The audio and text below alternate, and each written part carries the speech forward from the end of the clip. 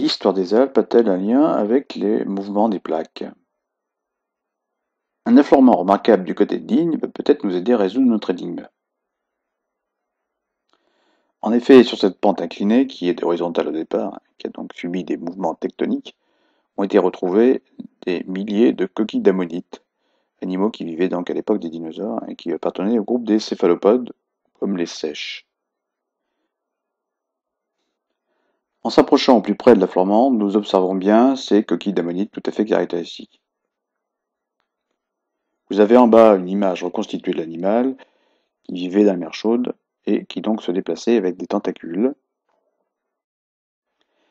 Et c'est donc une fois leur mort que les coquilles dures d'ammonite ont pu s'accumuler il y a quelques millions d'années.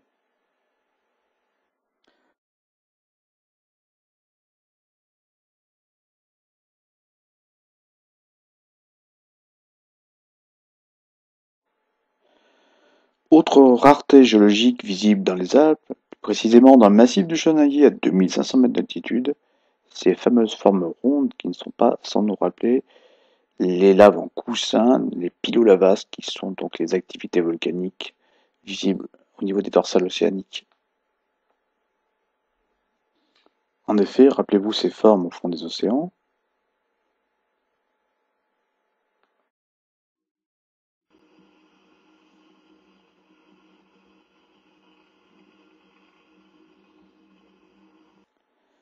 Ainsi, la présence des ammonites et des laves en coussin ne serait-elle pas simplement une histoire de plaques, tout comme d'ailleurs la formation des Alpes? Afin de résoudre cette énigme, vous aurez à votre disposition 4 ressources, dont une manipulation.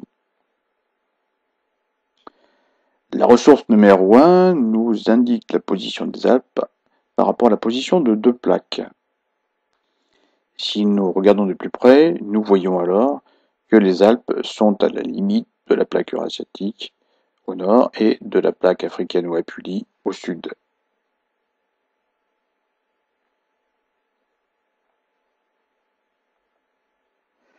La ressource numéro 2 correspond à deux photographies prises dans les Alpes et correspondant à deux types de déformations qui sont visibles, à savoir à droite des plis et à gauche une structure qu'on appelle une faille.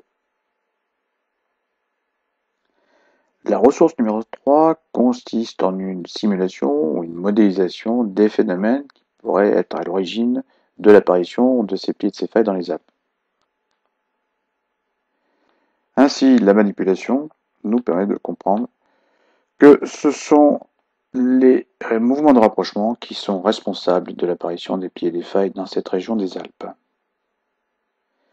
La ressource numéro 4 est constituée de deux schémas qui illustrent deux étapes de la formation des Alpes. Et un schéma représente la position de la plaque eurasiatique composée d'un continent, d'un océan, il y a 100 millions d'années, et aussi de la position de la plaque Apulie, et notamment son continent. D'autre part, le deuxième schéma nous montre la position des deux plaques et surtout de leur continent il y a 40 millions d'années. Au regard de la compréhension des deux schémas, nous comprenons donc très vite que les mouvements de rapprochement sont en fait des rapprochements de plaques, à savoir le rapprochement de la plaque eurasiatique à gauche et le rapprochement de la plaque apulie ou africaine à droite.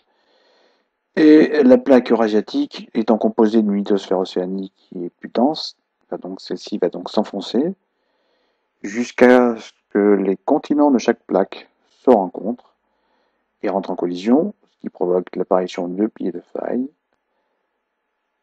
À noter cependant qu'une partie de la lithosphère océanique peut rester coincée, ce qui explique la présence de l'ancien océan du côté de Digne avec les ammonites et du Chenaillé avec les laves en coussin.